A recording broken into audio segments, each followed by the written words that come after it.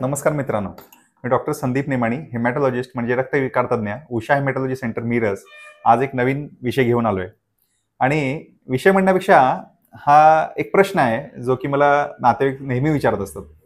आणि तो प्रश्न त्यांचा असा असतो की सर, आमच्या पेशंटला ब्लड कॅन्सर झाला आहे आणि त्याची स्टेज कोणती. तर हा म्हणजे एक कॉमन प्रश्न आहे की सगळेजण विचारतात की स्टेज किती, आमच्या कॅन्सरची स्टेज काय. तर सांगायचं महत्व असा की जसं सॉलिड ट्युमर्स असतात, सॉलिड ट्युमर ह्याचा अर्थ आम्ही कशाला सॉलिड ट्युमर म्हणतो, तर समजा ब्रेनमध्ये गाठ असेल किंवा थायरॉइडमध्ये कॅन्सर असेल, स्तनाचा कॅन्सर असेल, प्रोस्टेटचा कॅन्सर असेल, याला आम्ही सॉलिड ट्युमर म्हणतो. आणि ब्लड कॅन्सर जेव्हा आपण म्हणतो तेव्हा ब्लड कॅन्सर हा लिक्विड कॅन्सर असतो. लिक्विड याचा अर्थ रक्तात पसरलेला कॅन्सर, जो की जसं रक्त आपल्या सगळ्या अवयवांमध्ये पसरतो आणि तो एक लिक्विड ऑर्गन आहे, त्यामुळं त्याला तसं सहजासहजी एवढं सोपरली आपण स्टेज सांगू शकत नाही. आता त्यात काय असतं की दोन प्रकारचे कॅन्सर्स असतात ब्लडमध्ये, एक असतं ल्युकेमिया आणि एक असतं लिम्फोमा. आता लिम्फोमा जो कॅन्सर आहे, लिम्फोमा हा जो कॅन्सर आहे, हा अवधानाच्या गाठीतनं पसरणारा कॅन्सर असतो. म्हणजे मानेत अवधान येतं, काखेमध्ये अवधान येतं, जांघेमध्ये अवधान येतं आणि ह्याला आपण स्टेज करू शकतो.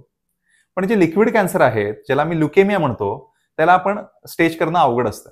कारण त्याला आपण स्टेज करू शकत नाही, कारण ते लिक्विड कॅन्सर असल्यामुळं आपल्या सीबीसी मध्ये, आपल्या बोन मॅरोमध्ये, आपल्या रक्तामध्ये सगळीकडेच ते कॅन्सर पसरलेलं असतं.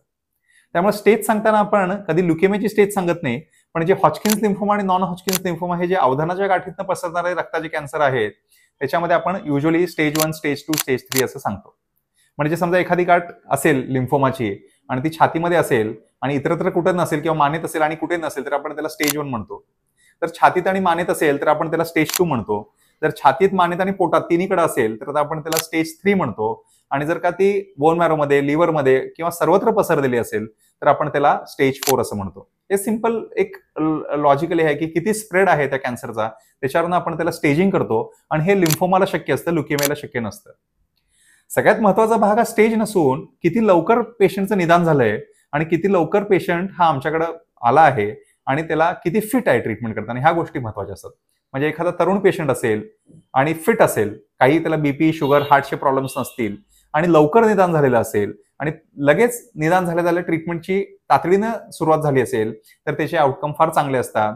अदरवाईज जर पेशंट फार वयस्कर असेल, पेशंटला हार्टचे प्रॉब्लेम असतील, बायपास सर्जरी वगैरे झालेला असेल, किडनी खराब असेल, अशा पेशंटमध्ये जर का एखादा ब्लड कॅन्सरचा प्रकार झाला तर त्यामध्ये थोडंसं आपल्याला ते ट्रीटमेंट करणं आणि पेशंटला वाचवणं थोडंसं अवघड जातं. तर अशा पद्धतीने लवकर निदान होणं, लवकर उपचाराला सुरुवात होणे आणि लवकर असे आजार कळणं हे अत्यंत गरजेचं असते. ना की तुमची स्टेज किती, पहिली, दुसरी, तिसरी, हे ल्युकेमियाला फार करण्यात काय अर्थ नसतो. पण लिम्फोमामध्ये फार महत्वाचं असतं. लिम्फोमामध्ये जर का आजार पहिल्या स्टेजला असेल, म्हणजे एकाच ठिकाणी गाठ असेल, तर काही वेळा काही लिम्फोमा असे आहेत की ज्याच्यामध्ये आपण किमोथेरपी वगैरे न करता फक्त रेडिएशननी त्या आजारावरती मात करू शकतो. तर असा हा कॉमन प्रश्न की आमच्या कॅन्सरची स्टेज किती, हे आपण ब्लड कॅन्सरमध्ये 50-50% असतं. कधी ते लागू होतं, कधी ते लागू होत नाही. धन्यवाद.